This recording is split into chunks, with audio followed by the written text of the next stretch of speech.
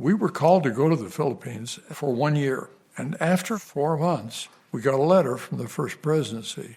And I opened the letter, and it said, First Presidency has decided you should stay for a second year.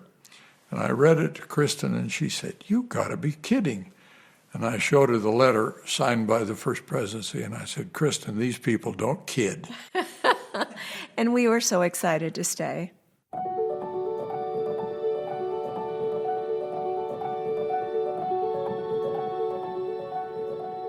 When we got to the Philippines in the summer of 2002, there was one temple in the Philippines, nearly 600,000 members. And so President Hinckley was very concerned that we were baptizing a large number of people, but we were not seeing significant increases in the number of priesthood ordinations or first-time temple attendance.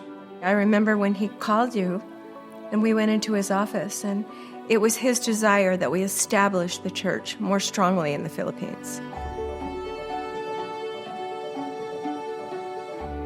But what we're there to do is not to create Americans out of Filipinos, but to create Latter-day Saint culture in Filipinos.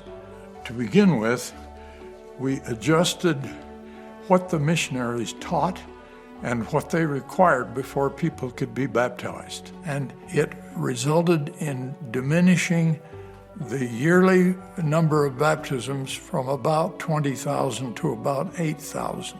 But with 8,000 baptisms, we found we were getting more priesthood ordinations, greater people going to the temple. That's how we were establishing the church.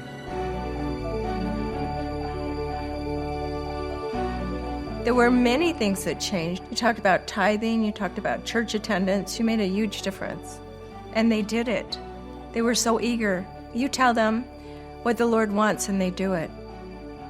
It was a wonderful thing to be there for 2 years. Much of our learning was not complete after 1 year, so we were delighted to stay a second year. And I would have been happy to stay many more years.